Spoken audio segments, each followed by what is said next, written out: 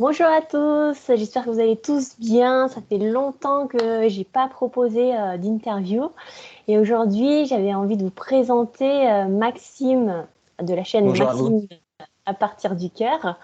Et comment tu es venu à moi? Bah écoute, j'ai eu une vidéo qui est apparue sur une suggestion et ça m'a tilté et j'ai dit Par hasard. waouh, ouais, par hasard. Et là, au mois de février, là, février 2023, et quand je suis tombée sur une de tes vidéos qui parlait Mhm. justement du vide, et j'en ai parlé dans mes précédentes vidéos. Donc, je parlais de ce sentiment, de cette période dans laquelle on peut être dans un vide, mais c'est pas le vide mental, vide de pensée, c'est vraiment Le un silence de vide pensée. de silence. Et je sais que tu parcours également cela. Et j'aimerais Mhm. bien que tu m'en parles directement euh, par rapport à ce que toi, tu as vécu, de ta compréhension de cela et comment tu le décris. Mhm. Alors l'absolu, c'est vrai que ce qui caractérise l'absolu, c'est le vide. Donc la nature de la réalité, dans son fondement, je veux dire la base de la réalité, c'est la vacuité. Et la vacuité en soi, c'est aussi notre nature fondamentale. C'est aussi véritablement notre véritable nature au-delà de tout ce que l'on peut penser que nous sommes. Au-delà de toutes nos croyances, au-delà vraiment de toutes les considérations aussi, de toutes les projections de nous-mêmes. Donc c'est vraiment revenir à un état d'existence qui est fondamental et qui nous caractérise. Et en même temps, l'absolu, enfin, la vacuité, le vide, du coup, ça nous permet aussi de nous libérer intérieurement. Parce que ça nous redonne une condition d'existence qui est pure, qui est saine. Et donc l'absolu en soi se caractérise par le vide. Et le vide, on peut parler aussi de pureté, enfin directement la pureté, qui fait que cette pureté peut aussi prendre place dans le corps et guérir aussi directement le corps physique, le corps mental et le corps émotionnel. Et donc le vide, dans notre cheminement, on va vivre d'expériences d'intégration de ce vide pour que justement il s'installe à l'intérieur et que nous puissions aussi guérir de toutes les parties de nous-mêmes et qui puisse aussi réunir, disons, toutes les parties de nous-mêmes. Parce que le vide en soi est unité. Donc l'unité, c'est de l'amour, et l'amour rassemble toutes les parties qui sont séparées de nous-mêmes pour que finalement nous puissions être unité de nous-mêmes. Alors, je ne sais pas si c'est un peu complexe, du coup, si c'est ce que je raconte. Ah Mais non, moi je comprends tout à fait, hein. moi, tu comprends, parce qu'en fait, la personnalité en soi, elle n'est pas unité. C'est un ensemble de croyances, c'est un agrégat de croyances, et en même temps, il y a des émotions, il y a des conditionnements qui sont liés à la société, qui fait que, on va dire, il y a plein de parties de nous-mêmes qui sont éparpillées. Tu vois, on a plein de considérations, de projections nous-mêmes, et l'absolu, lui, intérieurement, va pouvoir rassembler toutes ces parties de nous-mêmes en un seul point, qui est l'unité. Et du coup, ça nous guérit aussi intérieurement parce que dans la personnalité, il y a beaucoup de facettes qui fait que, tu vois, il y a même de la dissociation, tu vois, il y a beaucoup de facettes dans la personnalité qui font que du coup, ça ne donne pas une vraie stabilité. Alors que l'absolu, lui, il est unité et du coup, il nous donne une stabilité qui est parfaite, qui est tout le temps stable, qui est tout le temps la même et qui est au-delà des émotions, qui est au-delà des pensées, qui est au-delà des croyances. Et donc, du coup, cette stabilité, on la garde. Et je veux dire que dans la vie de tous les jours, en intégrant cette stabilité, ben, on va toujours rester, tu vois, dans cette stabilité, sans ne plus être pris par des émotions. Tu vois, ça transcende les émotions, ça transcende les croyances. C'est absolu en soi. Et c'est pas relatif. La personnalité, elle, c'est un ensemble de croyances qui est relatif. Et donc, qui dit croyance dit relativité, mais qui dit relativité dit mouvance. Et du coup, cela fait que les croyances sont toujours liées au changement, si tu veux. Donc, la personnalité, elle n'est pas stable en soi, dans son principe. Elle est toujours liée à la mouvance. Et elle se transforme tout le temps. Donc, on ne peut pas s'identifier à ça, se poser sur ça et se dire que c'est absolu, tu vois, qu'on a une vraie stabilité. La personnalité sera toujours liée à ce changement constamment. Et ça peut être aussi des influences, la personnalité. Ça peut venir de l'extérieur. Ça peut être des croyances auxquelles tu t'identifies, mais qui sont finalement elles-mêmes liées à des influences. Donc, l'absolu, lui, intérieurement, dans son intégration, va te permettre d'avoir une stabilité, une vraie stabilité, euh, une condition d'existence, une êtreté où tu seras stable. Et ce vide aussi te permet cela. et ça prend place dans ton corps et ça, disons, ça nettoie aussi, ça guérit. Toutes les souffrances que tu as pu aussi avoir dans ta vie, les traumatismes, l'absolu va vraiment apaiser, tu vois, comme un océan qui va se déployer dans ton corps et qui va apaiser tout cela.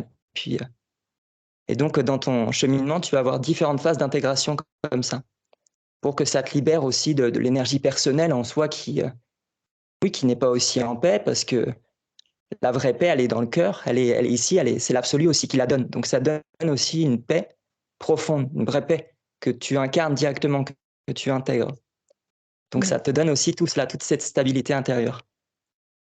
Une paix qui est déjà là et qui se dévoile en fait partout où tu es ou dans toutes les circonstances où tu es aussi. C'est ça, tout à fait. C'est comme tu dis, le silence de pensée. Bah, ça fait partie du cheminement, je veux dire, de faire de la méditation et de calmer le mental. Mais en soi, tu vois, le silence de pensée, pour autant, il ne va pas te permettre d'être en paix absolument dans la vie de tous les jours. Ce n'est pas une paix que tu intègres vraiment, tu vois, ce n'est pas la même notion. Et l'absolu, lui, c'est vraiment quelque chose que tu intègres dans tes cellules aussi.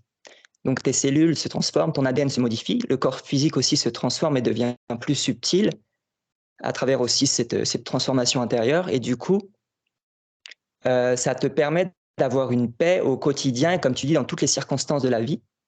Et peu importe les circonstances, tu en viendras à ne plus être troublé, à ne plus être déstabilisé, parce que tu auras cette paix qui se sera aussi intégrée dans tes cellules, et du coup, tu l'auras vraiment incarné, tu seras cela directement. Et donc forcément, bah, cette stabilité, elle n'est pas ébranlable, tu vois, on peut pas, elle est inébranlable en fait. C'est un silence qui est, comme tu disais, régénérant C'est ça. Ouais, tu arrives du coup à un moment donné à intégrer les sons, ce qui ne te dérange plus, et que ça devient tout est unité au final. Voilà, c'est ça. Tu retournes dans ta maison en soi, qui n'est pas altérable. L'absolu n'est pas altérable, ta véritable nature ne peut pas être altérée aussi. Il y a une notion aussi d'éternité dans l'absolu, dans la rencontre de l'amour et de la lumière aussi, dans l'union, qui fait que tu vas pouvoir être, ton essence va pouvoir être aussi, enfin, tu vas réaliser que tu es aussi inaltérable et éternel en ton essence aussi, directement. Et ça va pouvoir se conscientiser vraiment. Et ça, tu vas pouvoir en prendre conscience. Ouais.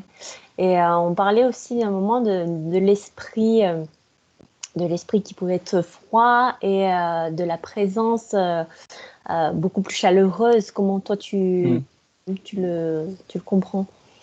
Bah, en fait, le froid, si tu veux, et le chaud, ça défend. Moi, je l'interprète plus dans une manière d'intégrer la réalité. C'est-à-dire que le non manifesté, ce qu'on appelle l'esprit ou ce qui est à la base, forcément, c'est mort. C'est un potentiel, c'est de l'amour, mais qui n'est pas encore manifesté, densifié dans la matière. Mais c'est un potentiel, c'est une source infinie. Mais du coup, en soi, c'est vide, c'est mort. Donc mort, quand on dit mort, on dit le froid aussi. C'est froid, c'est mort. Et en même temps, il y a la lumière. La présence qui est, du coup, on peut parler de chaleur. Mais entre les deux, disons qu'il y a un équilibre qui est la singularité, qui est nous, en fait, ce que nous sommes vraiment, et qui est parfait, qui n'est pas trop dans le froid, trop dans le chaud. C'est comme, oui, quand tu prends ta douche, bah, tu vas mettre tiède pour que ton corps, que ça soit adapté à ton corps. Et la singularité, elle est l'équilibre parfait entre les deux. Tu vois, c'est pas non plus positif ou plus négatif, c'est l'équilibre parfait entre les deux. Mais du coup, quand tu intègres la réalité, par exemple, si tu l'intègres dans une fuite, c'est-à-dire où tu vas manquer d'ancrage, tu vas toucher le non manifesté à partir du cœur, mais ça fait que, par exemple, si tu fais à partir d'une fuite, eh bien, tu vas manquer de lumière, d'ancrage, de présence, du coup, ça va être plus froid dans son intégration. Il est possible aussi que tu ressentes moins de compassion, moins d'amour, parce qu'il n'y a pas justement cet équilibre avec la lumière qui fait que ça redonne de la chaleur, ça redonne de la présence. Et du coup, c'est une intégration qui est plus froide intérieurement parce que c'est non manifesté. Et c'est de l'amour, mais c'est l'amour qui n'est pas manifesté. Donc du coup, c'est plus difficile, plus extrême de l'intégrer comme cela. Alors que d'être dans un équilibre avec ta réalité du quotidien, où tu as ce toucher intérieur aussi, tu ressens cette présence absolue qui est parfaite, mais en même temps, tu as ton équilibre dans la vie de tous les jours et tu es équilibré avec la réalité de ton quotidien. Donc, c'est plus oui, c'est plus équilibré. Tu vas pas ressentir vraiment cette froideur liée au manifesté. Tu vas être dans l'équilibre parfait, tu vois. Enfin, même s'il n'y a pas d'équilibre parfait dans le chemin, l'équilibre parfait, il résulte de la finalité du cheminement, de l'union des pôles. Mais tu vas quand même être plus équilibré, du coup, ça sera moins extrême dans ton approche de la réalité qu'à travers une fuite ou un isolement long, si tu veux. Oui, d'accord. Et l'amour absolu, parce que souvent les gens vont pas forcément le voir de cette manière, mais entre l'amour absolu et l'amour conditionné, tu vois. L'amour absolu, pour moi, c'est quelque chose qui est accueilli, qui accueille tout. C'est ça. Et comment toi, tu pourrais en parler dessus? Bah, l'amour absolu, déjà, c'est un espace de non-jugement. Et c'est comme je te le disais hier, c'est comme la mère qui a toujours les bras ouverts, en fait. Et l'absolu, en fait, bah, c'est une mère qui a les bras ouverts, mais constamment.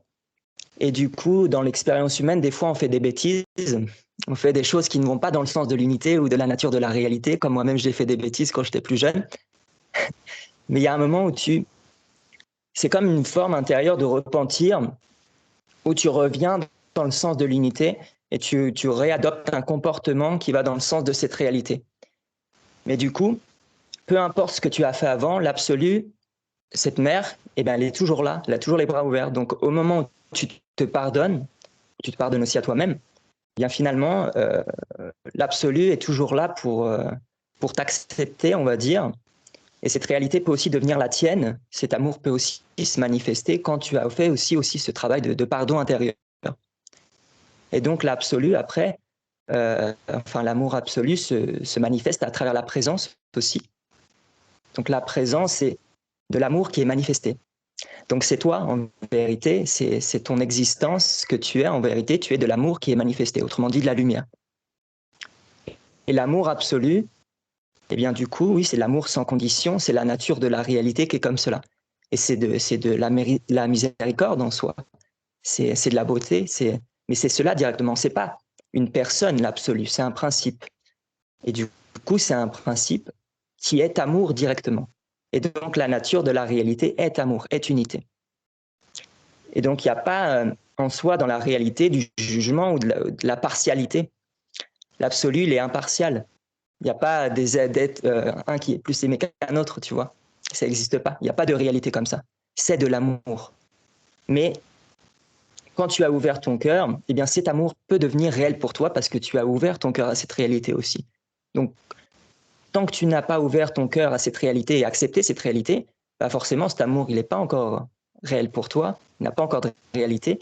Mais à partir du moment où tu ouvres ton cœur, eh bien, à partir de ce moment, alors, cette réalité peut devenir ta réalité, tu peux l'intégrer et progressivement, à travers la présence, tu vas ressentir de l'amour, tu vas ressentir de la paix, tu vas ressentir de l'unité, tu vas ressentir de la lumière, de la bienveillance. Ah. Et je ressens un moment d'intégration là. Et donc, que sommes-nous véritablement? Que sommes-nous Ah, que sommes-nous véritablement véritablement? Eh en bien, nous dehors sommes de cela. ce ouais, voilà, de cela, et en dehors de ce personnage qu'on Ouais. peut ressentir comme l'ego. On pense que dans une partie de notre cheminement, on peut penser que c'est nous, mais finalement, non. Bah, l'ego, oui, c'est un outil dans l'expérience humaine. C'est plus un outil. En fait, l'ego, tu vois, c'est un socle. Le moi, il est important parce que s'il n'y a pas de moi, tu n'as pas de vie en société. Tu peux pas expérimenter. Donc souvent, on dit le moi, il faut se libérer du moi. Mais pour moi, il faut pas se libérer du moi. Il faut accepter le moi. Et dans l'acceptation du moi, de l'acceptation de toutes les parties de nous-mêmes, de ne pas rejeter, même l'ego, de ne pas rejeter une certaine partie de nous-mêmes, dans l'acceptation de toutes les parties de nous-mêmes, alors l'ego s'accepte aussi dans la réalité du quotidien, mais il va être amené aussi à se transformer, je veux dire. Tu vois, le moi séparé, parce que l'ego, lui, il se sent séparé de tout. Donc c'est un moi, disons, qui est séparé. Et progressivement, dans l'acceptation, l'ego peut aussi s'alchimiser en lumière et ce moi séparé devient un moi unifié. Donc c'est un moi sanctifié en quelque sorte. Mais le moi reste toujours parce que c'est la lumière, c'est ta présence, parce que tu t'es aussi individualisé dans ton expérience, tu t'es singularisé. La conscience se démultiplie. Et donc, ça te permet aussi d'avoir une individualisation. L'énergie s'individualise au fur et à mesure que tu évolues. Et du coup, après que tu te sois individualisé, tout ton parcours est ramené, si tu veux, toutes les informations que tu as vécues, toute l'expérience que tu as vécue se sont intégrées aussi. Enfin, l'âme est un champ informationnel qui s'imprègne d'informations. Et une fois que tu as fini toutes tes expériences, et même une fois que tu as fini ton cheminement spirituel, eh bien, l'âme revient à l'esprit et ramène toutes ces informations de toutes les expériences que tu as vécues, de toute l'individualisation que tu as vécue. Et du coup, ça revient à l'esprit. Et toi, à ce moment-là, tu peux naître en tant qu'une version, un point de vue de l'unité qui est unique. Parce que toutes tes expériences de vie t'ont permis de t'enrichir d'une unique façon. Donc à ce moment-là, toutes ces informations sont ramenées à l'unité et tu peux alors naître en un point de vue de l'unité qui est unique. Donc ce qu'on appelle la singularité, l'être de lumière. Et quel était ton cheminement intérieur pour en arriver à faire les vidéos que tu fais maintenant? Je vous conseille d'aller tous voir sa chaîne. Je pense que beaucoup de personnes vont se demander ça en fait. Comment c'est arrivé? Parce que t'es pas passé par toute la case ouverture des capacités médiumniques comme moi ça l'a été, mais après moi j'ai dû un peu couper. Donc toi, comment ça s'est justement manifesté? Oui, c'est ça, c'est que toi tu as eu des ouvertures médiumniques, donc tu captais des choses aussi. Ouais. Et je me suis rendu compte qu'il fallait que je me détache de ça, et au moment où j'ai abandonné tout ça, c'est là que la présence a pris sa place et s'est dévoilée. Parce que souvent, on peut être vraiment perdu dans ce côté, on peut se noyer dans ce monde astral, etc. Si tu fais des voyages astraux, si tu fais tu reçois des messages, etc. Et au bout d'un moment, je commence à me dire, mais il y a plus. Ça va au-delà des 5 sens, ça va au-delà des perceptions. Ouais, c'est vrai. Parce que l'astral, ça reste un outil en soi de la réalité pour l'expérience. Mais au-delà de cela, il y a ton être-té qui, elle, transcende tous ces aspects, transcende tous ces plans, en fait, tu vois. Parce qu'il y a aussi beaucoup de distorsions dans l'astral. Il y a aussi beaucoup de fausses connaissances, qu'on appelle de la fausse connaissance. Mais la vraie connaissance, généralement, elle est liée à l'unité. Elle est liée à ton être-té directement, à ce que tu es toi, tu vois. À la lumière qui transcende finalement tous les outils, aussi la conscience ou toutes les distorsions qui peuvent exister dans la conscience. Et du coup, je reviens sur ce que tu me disais, comment j'en étais venu à mon cheminement. Bien, du coup, c'est vrai que j'ai pas eu d'ouverture comme ça médiumnique, mais par contre, j'ai vécu un processus intérieur. Enfin, j'en suis venu à m'éveiller, comme beaucoup d'ailleurs aujourd'hui, à ouvrir mon cœur et à m'éveiller. J'ai changé toute mon alimentation. Enfin, j'ai changé de mode de vie parce que j'avais vraiment un mode de vie qui était pas terrible, on va dire. Et du coup, j'en suis venu à changer tout cela. Et en même temps, j'ai eu un processus en fait intérieur qui s'est déclenché. Et du coup, j'ai ressenti beaucoup d'énergie qui est descendue dans le corps physique, beaucoup de lumière qui est descendue. Et du coup, au début, en fait, c'est pas facile de l'appréhender parce que tu sais pas ce qui t'arrive. Et je me rappelle qu'au début, c'est comme des petits volcans qui s'allument dans le corps. Et en fait, c'est la lumière qui descend dans le corps et qui commence à nettoyer les croyances. Et ça, c'est ce qu'on appelle aussi le retournement intérieur, c'est-à-dire où tu fais le retournement avec la personnalité, où la personnalité retourne au service de la lumière que tu es vraiment, en fait. Et du coup, ça passe par ce processus de retournement où beaucoup d'êtres sont actuellement, d'ailleurs, dans cette ouverture du cœur. D'accord. Et du coup, oui, c'est un processus que j'ai vécu comme ça, où je ressens l'énergie, je ressens les centres énergétiques, je ressens la lumière qui descend, qui nettoie, et ça nettoie toutes les croyances, ça réinstaure aussi la présence aussi dans le corps physique. Donc, c'est un double processus, la réalité. À la fois, il y a l'amour qui vient guérir, qui vient s'installer, guérir dans ton corps, et en même temps, il y a la lumière qui vient purifier toutes les croyances, tous les conditionnements, tous les rôles. Ça vient tout nettoyer, en fait. Et c'est là que tu te rends compte à quel point on peut être identifié à des rôles, à des conditionnements, à des croyances. Et même dans le cheminement spirituel, on se met tellement de codes. Tu vois, dans le milieu spirituel, la personne spirituelle, la personne éveillée. Mais en fait, ça, c'est encore des rôles que la personnalité récupère. Et l'ego adore ça aussi, de s'habiller de ces rôles. Mais la lumière, elle va tout nettoyer. Elle va te montrer en fait que tu te transcendes de tous les rôles, tous les conditionnements, qu'on ne peut pas t'enfermer dans un conditionnement, tu vois, que tu transcendes tous ces aspects, que tu es libre directement de ta véritable nature, tu n'es pas conditionné.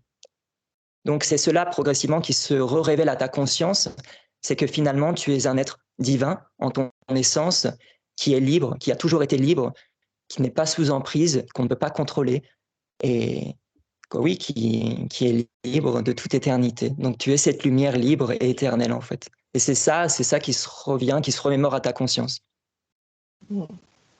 Et tu me parlais de l'alimentation justement. Qu'est-ce que tu as changé et est-ce que tu as vu quelque chose par rapport à la différence entre maintenant au niveau vibration, comment tu te ressens? Par rapport à l'alimentation, tu veux dire? Ouais. Comment Ah oui, ouais. ça s'est intégré parce que de passer du jour au lendemain à quelque chose, voilà. C'est ça, ouais. Bah, c'est vrai que, enfin moi, c'était plus le gluten. Ouais. Surtout le gluten, on en avait parlé, mais c'est vrai que le gluten, pour moi, c'est vraiment un produit qui est toxique dans mon corps. Et du coup, ça, quand je l'ingère, il y a une sorte de réaction chimique dans mon corps, une allergie qui va, par exemple, influer sur mon comportement, qui va influer, pardon, sur mes émotions. Et du coup, ça peut, oui, complètement déstabiliser, par exemple, mon corps émotionnel. Enfin, ça va avoir un impact directement sur mes humeurs ou sur mon corps physique, comme une réaction allergique. Et peut-être que j'avais cette réaction depuis longtemps, je ne sais pas en fait. Depuis longtemps, j'étais allergique et ça me dérangeait, mais je ne le savais pas. Et c'est un moment où il y a eu des problèmes aussi de digestion, parce que la digestion, alors avec tout ce mode de vie, à un moment où mon estomac, enfin mes intestins, ils ont dit stop, il faut arrêter, parce que sinon tu vas tomber malade quoi, au bout d'un moment, avec toute cette nourriture. Donc il y a aussi une prise de conscience où je me suis remis en question sur tout mon mode de vie. Et en fait, comme moi, j'aime pas aller chez le médecin, et je me suis toujours dit, bah, je vais me débrouiller par moi-même, je me prends en charge. En fait, j'aime pas dépendre de quelque chose, mais des fois, c'est pas bien parce que tu as besoin aussi des autres, j'ai envie de dire. Mais je me suis remis en question et je me suis dit, bah, je vais me soigner moi-même. Je vais devenir mon propre médecin. Et du coup, bah, j'ai changé toute mon alimentation. Je me suis renseigné beaucoup sur les fruits, sur leurs vertus, et comme beaucoup d'êtres d'ailleurs passent par là maintenant, hein, parce que l'éveil dans l'humanité passe aussi passe par ce changement d'alimentation finalement, parce que le corps il est tellement encrassé en soi par l'alimentation moderne qui fait que ça ne nous permet pas aussi de nous éveiller, parce que l'éveil il passe aussi par le corps physique. Et si ton corps il est encrassé, bah, c'est comme si ta conscience, tu vois, elle était handicapée par ton corps en fait. Elle pouvait pas se révéler parce que ton corps, ton outil, il était pas assez pur pour permettre cet éveil trop encrassé. Donc ça passe aussi, je pense, beaucoup par ce phénomène de nettoyer le corps physique, tu vois, de toute l'alimentation, de tous les produits médicamenteux, de faire des jeûnes, de faire vraiment une purification du corps quoi, intérieur, d'assainir le corps pour que tu puisses... il y a aussi un principe vibratoire, parce que la nourriture qui est morte en soi ou qui est cuite, ça ne vibre pas de la même façon qu'un fruit, par exemple, qui a pris le soleil, qui a des nutriments, qui a une grande valeur nutritive. Et du coup, pour le corps, même pour l'esprit, tu as une clarté d'être et d'existence qui n'est pas du tout la même quand tu manges sainement. Et ça, tout le monde peut en faire l'expérience.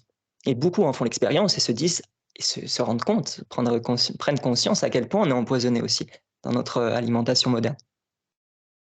Donc, oui, ça passe aussi par cette prise de conscience de l'alimentation, même si je pense qu'il faut aussi rester dans un juste milieu, parce qu'il y a aussi l'aspect psychologique, tu vois, qui fait que des fois, tu as envie de manger une pizza, de te faire plaisir, quoi, de manger un bonbon, Voilà, même si c'est pas, des fois on est trop dans l'extrême aussi, tu vois. Moi j'ai été trop dans l'extrême, c'est-à-dire manger trop sainement.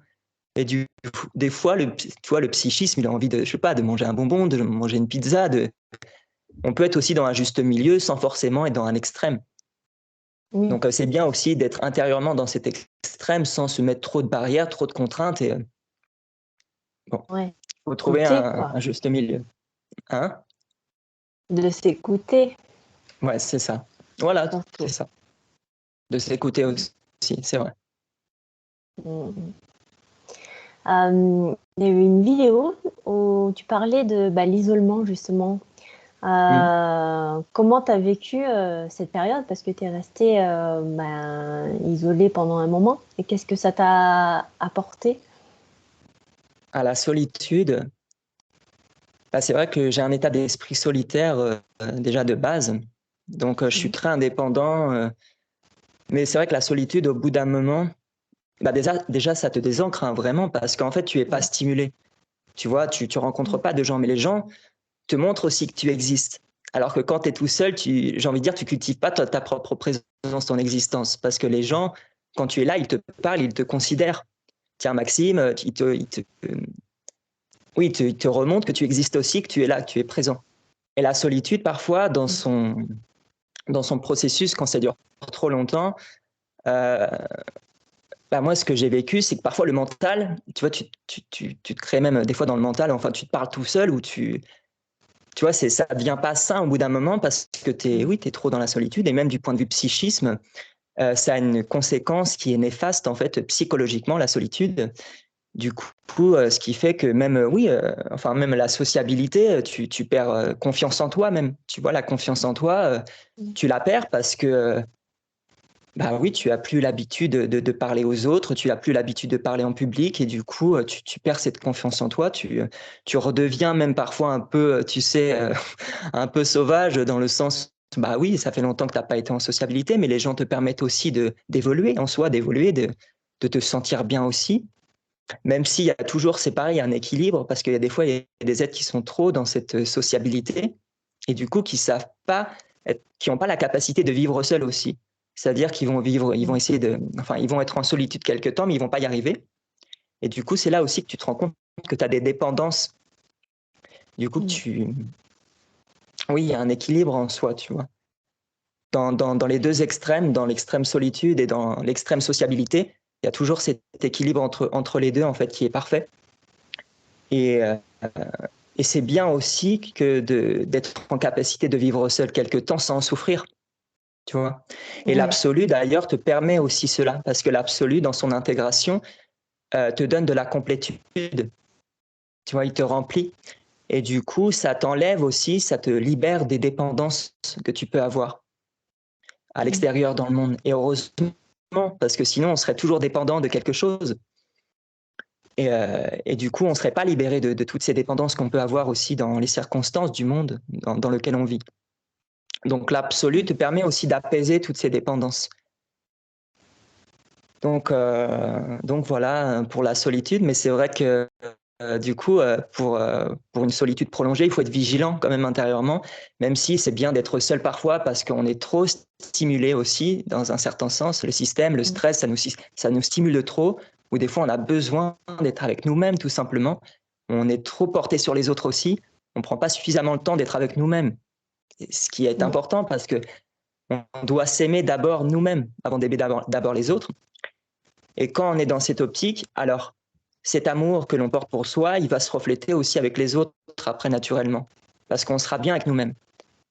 Donc, c'est une chose essentielle que de prendre le temps aussi d'être dans la solitude pour soi, de prendre des temps pour soi, de bien-être aussi, et pour être bien, et puis après, ça puisse se refléter aussi à travers les autres d'une manière naturelle. Et il y avait aussi un point que je voulais aborder avec toi, c'était par rapport beaucoup de gens en ce moment, je pense, ressentent beaucoup de fluctuations où on peut être, tu vois, dans cette paix, parce que c'est pas encore stabilisé en fait, et des fois des émotions de colère, de tristesse, parce que l'être-té n'est pas encore bien bien ancré, bien là, et du coup, il faut sortir de cette couche de vibration qui est encore, voilà, qui se balance jusqu'à arriver à un point stabilisé d'être-té. C'est ça. Comment tu le vis, toi? Bah, en fait, l'oscillation, tu vois, c'est normal parce que ça fait partie du chemin, en fait. Et du coup, comme tu es ouvert, comme tu es ouvert et tu as de la sensibilité en même temps, enfin, le cœur, c'est de la sensibilité, du coup, toutes tes émotions, aussi de l'inconscient, tu vois, elles sont en train de remonter. Et du coup, on peut se dire, mais je comprends pas parce que depuis que je suis ouvert intérieurement, j'ai beaucoup plus de peur, de colère, d'émotions négatives ou qui sont pas agréables pour soi, pas harmonieuses. Mais du coup, c'est normal. C'est normal parce que justement, tout est en train d'être mis en lumière. Et c'est comme si avant, ces émotions, elles étaient en toi, mais elles n'étaient pas mises en lumière. Elles étaient, tu vois, elles étaient en toi, mais elles étaient camouflées en toi, tu vois, dans l'obscurité, tranquille. Mais elles n'étaient pas, du coup, révélées. Elles n'étaient pas sorties de toi. Et là, on sort tout, on nettoie tout, on purifie tout, on sort tout de tout ce qui peut te déranger. Et du coup, forcément, tu es plus conscient, tu as plus de lumière et tu vois aussi tes émotions se mettent en lumière, tu en prends conscience. Et c'est normal, mais c'est aussi des émotions qui sont en nous. Donc, on doit faire aussi ce travail d'accueil, d'acceptation.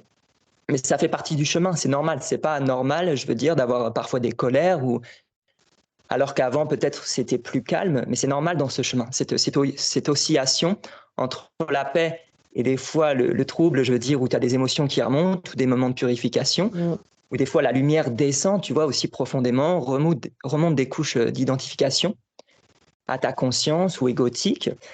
Mais ça fait partie du chemin et justement, c'est ça qui te permet vraiment de te libérer. Parce que tu les vois, c'est mis en lumière. Et à ce moment-là, si c'est mis en lumière, alors tu peux aussi alchimiser. Et progressivement, eh bien, tu vois, la lumière, c'est de l'amour. Et donc, ça embrasse tout cela, ça guérit tout cela, ça répare finalement ce qui est en toi, ce qui est blessé en toi. Et du coup, alors tu peux vraiment te libérer parce que tu fais ce travail d'ouverture. Mais c'est normal que d'être dans l'inconfort, ça fait partie du chemin. Et là, je sais pas pourquoi, là, j'ai le mot qui me vient là à l'esprit. Est-ce que tu peux nous parler de la Kundalini? J'ai l'impression qu'il y a certaines personnes qui le vivent et d'autres qui essayent justement de la déclencher alors que attendre que ça se fasse naturellement, en fait. Voilà, c'est ça. Bah, c'est ça. Je parle Qu'est-ce pas que c'est directement de pour la toi Kundalini. déjà? Alors, la Kundalini, c'est une énergie qui est levée. Enfin, c'est un foyer pur, l'énergie, la Kundalini. Donc, c'est un foyer pur d'énergie. Donc, il peut être utilisé en spiritualité aussi. Donc, pour gagner en présence, pour gagner en conscience. Mais souvent, la problématique dans notre société, c'est que la Kundalini, elle est approchée à travers l'ego. Et du coup, l'ego, lui, disons qu'il recherche un peu des expériences mystiques ou spirituelles, mais il va être aussi dans le forçage un peu, tu vois. Il va forcer sur des énergies, alors que mon enseignement, enfin ce que j'enseigne, ça ne concerne pas directement la Kundalini. Je veux dire que la Kundalini, elle se déclenche au moment où tu es prêt intérieurement, eh ben, cette montée, par exemple, tu vois, où tu as l'espace intérieur, où tu as aussi fait ce travail d'intégration intérieure, de vide intérieur, où justement, ta condition intérieure te permet à ce moment-là d'avoir une montée, mais que ça soit sain pour toi. Tu vois, c'est pas une recherche directe. Tu vois, l'ego, des fois, il recherche directement à faire des expériences, mais c'est pas ça. Ici, enfin, c'est plus un mouvement naturel de la vie où, quand tu seras prêt, l'énergie va monter, mais parce que tu auras la condition qui le permettra. Mais du coup, c'est pas recherché directement. Donc, c'est une autre approche que j'ai de la Kundalini, qui, bien sûr, est essentielle pour l'éveil de la conscience, mais qui, du coup, c'est vrai que nous, on a une société où on cherche le sensationnel un peu, tu vois, on cherche vraiment à... Puis il y a l'ego qui se met dans tout cela, et du coup, ça devient un peu malsain, et ça devient, tu vois, c'est comme la nature. La nature, c'est un mouvement naturel, je veux dire libre.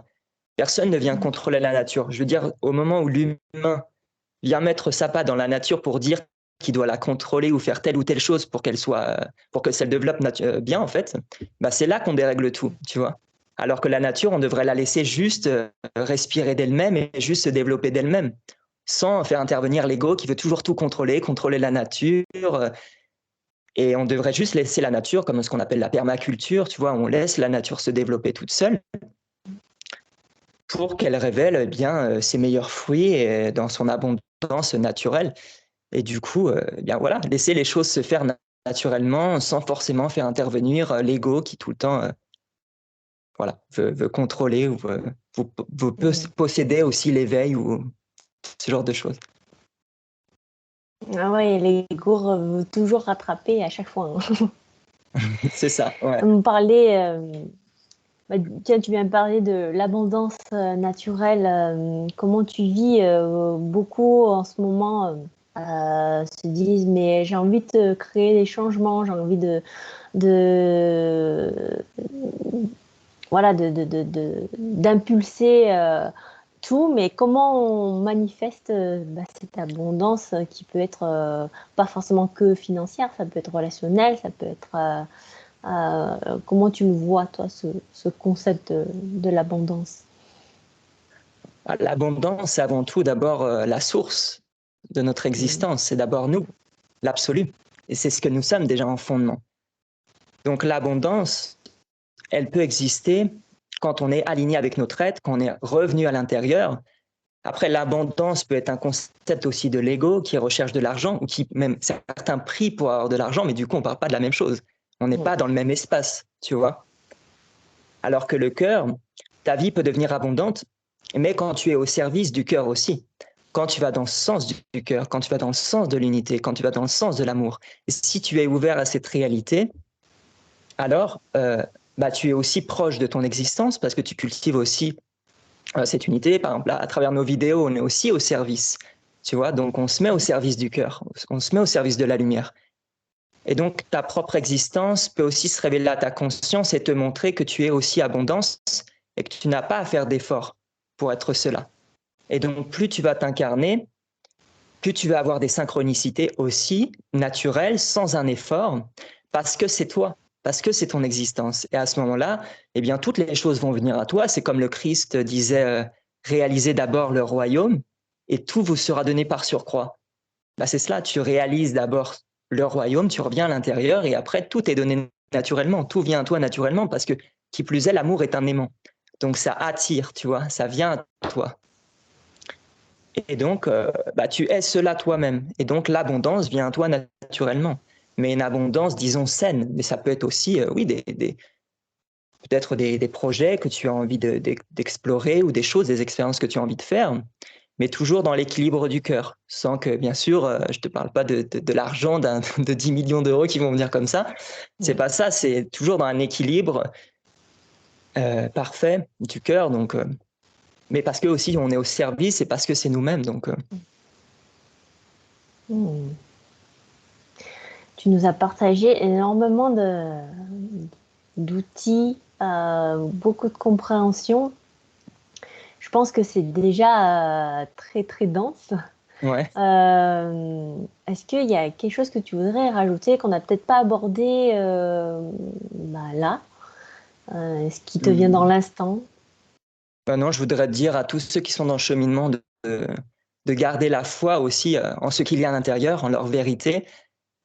Et même s'il y a des peurs, même s'il y a des inquiétudes, ne pas oublier qu'il y a cette vérité à l'intérieur, que nous sommes, et que même si on vit des moments d'inconfort ou d'instabilité, bien finalement, ça va aussi passer progressivement. Les êtres vont retrouver aussi cette stabilité intérieurement.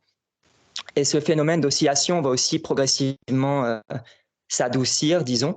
Et du coup, la stabilité va aussi revenir. Donc, garder la foi en ce qu'il y a à l'intérieur, surtout garder son attention à l'intérieur, parce que c'est vrai que souvent, les circonstances du monde font qu'on garde notre attention à l'extérieur ou dans beaucoup de choses à l'extérieur qui nous stimulent.